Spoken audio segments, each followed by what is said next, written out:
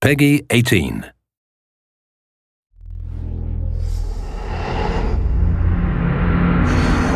Hi, we're the Ubisoft Singapore audio team. Here is our video showing the extraordinary lengths we went to making sound for Assassin's Creed 4 Black Flag.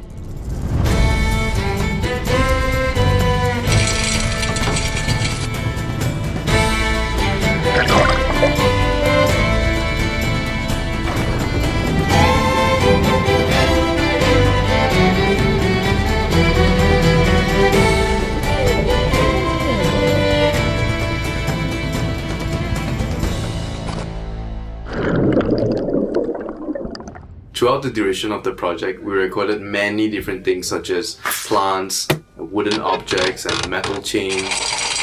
We have seaweed in the game which the player can swim through, but the thing is, you won't make any sounds when you swim through seaweed underwater. So we found this plant in the office and we layered that with this giant yam leaf. On top of that, we also layered some recordings of ravioli to get that sticky, oozy texture.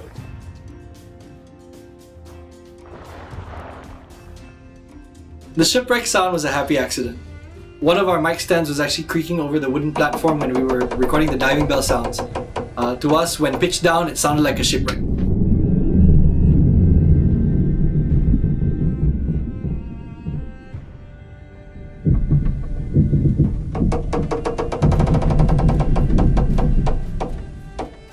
For the diving bell, we built a rig to record the sounds of raising and the lowering of the diving bell. We bought a metal chain and we found a rusty metal pipe to build this rig.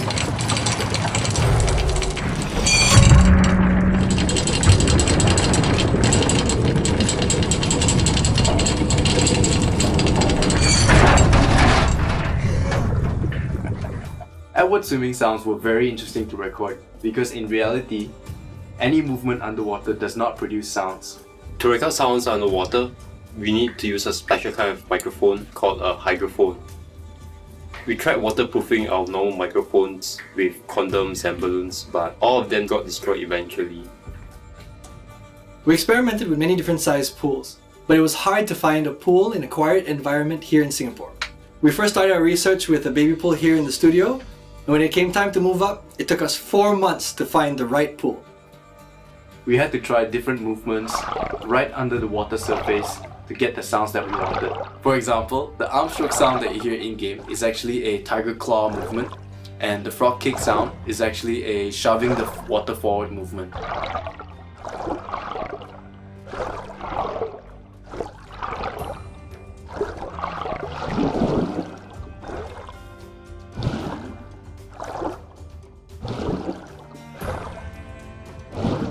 For Edward's diving sound, the main focus for us was to record the sound from the underwater perspective and not the above water splash. We wanted to recreate the feeling that you get when you dive in reality.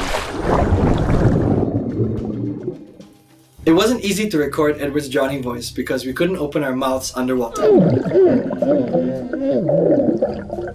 This was a very tedious process because I could only do 3 takes before I run out of breath. Apart from creating the sounds for the humans and for the objects, we also had the challenge of creating sounds for the marine animals. And we had an awful lot of fun creating sounds for whales swimming and breaching, sharks attacking, and of course the danger of the moray eel. For the shark struggle sound, we wanted to create a violent and turbulent underwater experience. Therefore, the only way to do that was to recreate a real struggle underwater without the shark.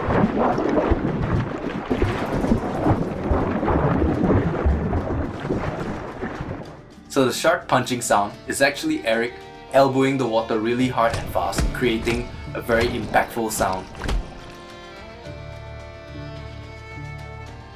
When it came to creating the sounds for the whale, we couldn't find anybody that had a pet whale, so we had to use objects to try and move large amounts of water that you would expect would happen when a whale moves through the ocean.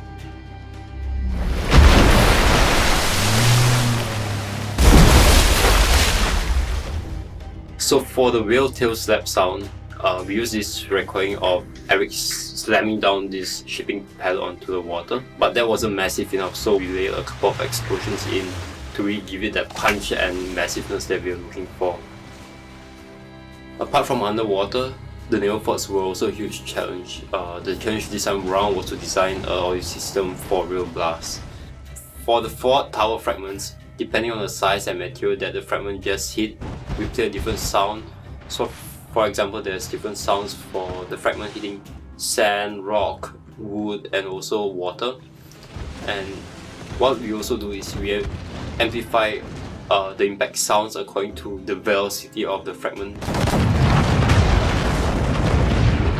So apart from underwater and the forts, we worked on 2 other main missions here in Singapore. That was Charleston and Blackbeard's Death. In Charleston, for example, the surroundings are quite quiet, so there's a huge focus on the ambience. The sounds of the swamp, the crickets, the creaks on the boat. In North Carolina, the stealth aspect there, we had a huge focus on the sound of the pirate party in the opening and the forest.